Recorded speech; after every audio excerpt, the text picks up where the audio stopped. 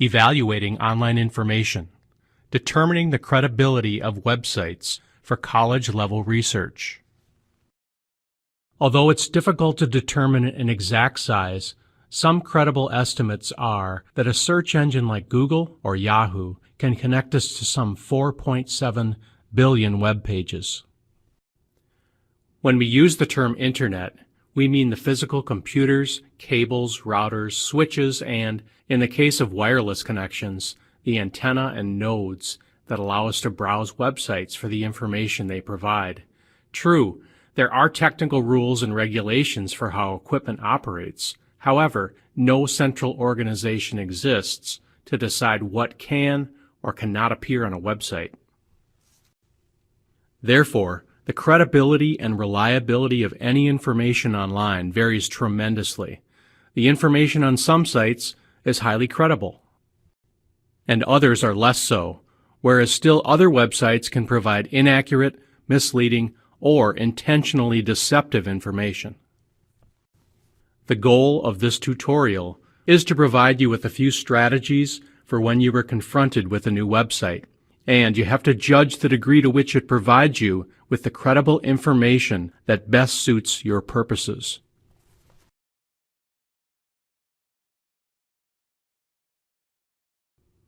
The A through E method of web evaluation asks you to consider one criteria for each letter, A through E. In this model, A stands for authority. Why is this author or organization a credible source for information on this topic? The first step in establishing authority is to determine who is responsible for what appears on the website. Better websites will be very upfront about sharing that information. One of the key elements of authority comes from determining the purpose of a source. Although you should adopt the habit of being skeptical of all you read, especially when conducting research for college writing, all information sources fall somewhere on this continuum. To the right, sources like scholarly articles and government information are more credible, whereas opinionated sources and personal blogs tend to be less trustworthy. Of course, this is only generally the case. You will need to examine sources as you discover them. One place to begin is with an author name or, in the case of this site, a list of those who are responsible for the content. Here they call them our experts, whereas other sites might provide the names and credentials of those who review the content for accuracy. Other sites will offer fewer names, but depending on other factors, that can be okay. Instead, look for an About section and see what it tells you about the source or organization that offers this information. There you might also discover the names of those most responsible, such as this director of the National Institutes of Health.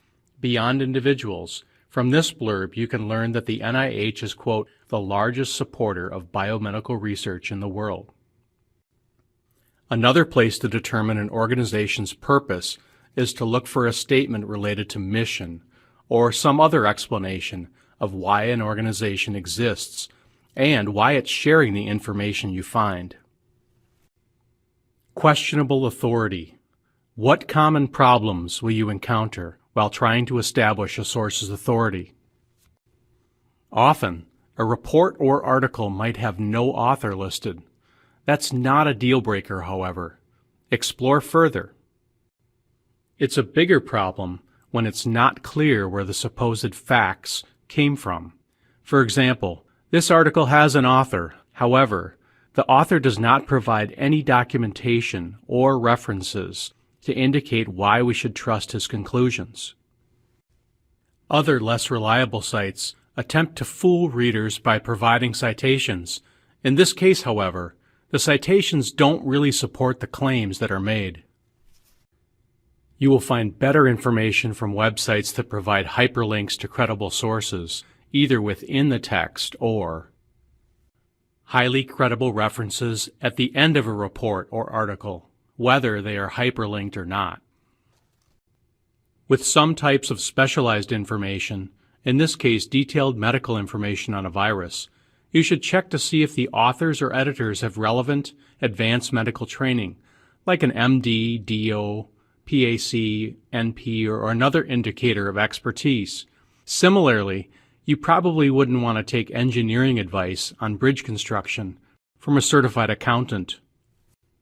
Look for sources that provide a list of highly credible references that demonstrate both where the important detailed information comes from and why they reached the conclusions that they did. Again, another key element in judging a site's credibility is to ask the question why the organization or author is presenting this information. Is the primary motivation of those who publish the information to inform us? Or does the tone and content suggest that the website exists to entertain us, to bring eyeballs to the page, and to encourage clicks and add revenue? In general, publications whose mission is to entertain readers, whether online or in print, find themselves at the end of our credibility spectrum that tells us that they are less believable and less trustworthy. B in our model stands for bias. Biased sources offer only that information that supports a particular point of view.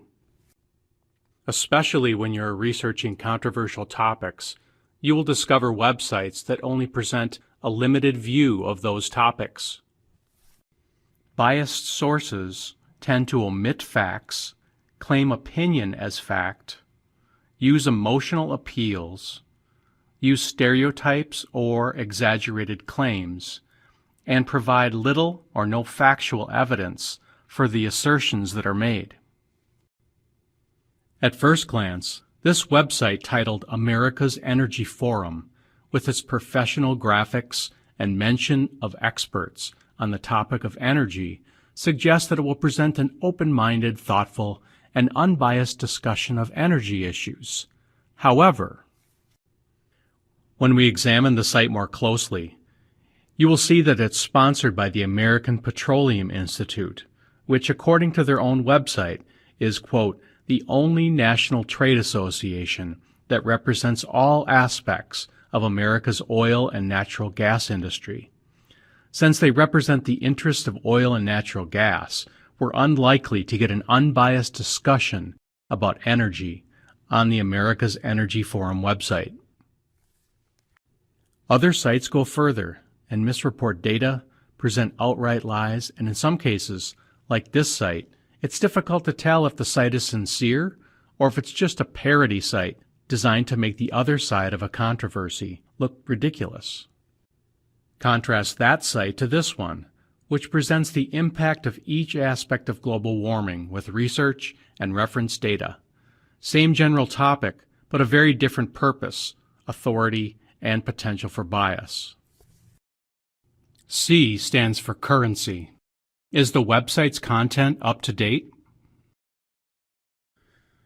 For most sites that cover historical events, it's less important that the web information is frequently or even recently updated. Likewise, most of the time it wouldn't matter if a site with information about the Vietnam War was very timely. In this case, however, the content discusses the present state of surviving Vietnam veterans, so its currency is far more important. D stands for domain, the part of a web address that gives clues to the organization's purpose. You can expect sites with URLs that have the domain name .com to directly sell products or services. Other .coms promote products and services for advertising revenue, or, in some cases, ads for clickbait, which is a term for those photos that are linked on a site to tempt you to find out more. Sites that have addresses that end in .gov are sponsored by states or the U.S. federal government.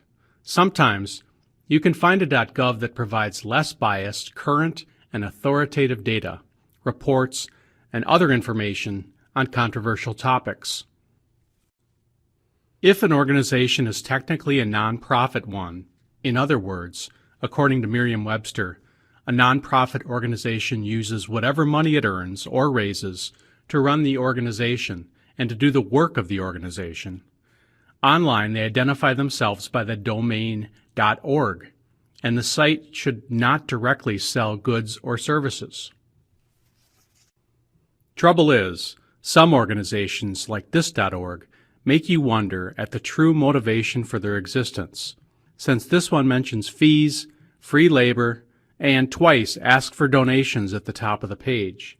In other words, not all .orgs exist for the betterment of all. .edu sites are the creation of colleges and universities. Probably what you'll find most useful will be digital collections that offer unique content in an area for which you have an interest. Here's one example. It's an interview you can listen to from the UW Digital Collection about a soldier's recollection of surfing and scuba diving during the Vietnam War. Do be cautious, however, because sometimes .edu content is merely hosted by a college or university. It's not authored by the institution. Instead, a far less authoritative student project or a student website might be the result of a search you do, so check the sources carefully. You might encounter some of the less common domains such as .net or .mil, or you might discover some geographic domains such as UK or .kiwi. The last of our criteria is E for external verification. Check the content of a website against other credible sources. Anytime you encounter quotes, statistics, or purported facts online that you would like to use in your writing, it's simple enough to verify them against other trustworthy sources. You can do so on the web, provided you know of a more reliable web source. You can also check against our database of reliable, college-level e-reference books, Credo Reference. Credo offers 700-plus books and more than 3.5 million full-text entries on a jaw-dropping range of topics. You should also verify the author or organization, in this case Dr. Oz, to get a sense of his or her reputation in the field for which they're claiming expertise.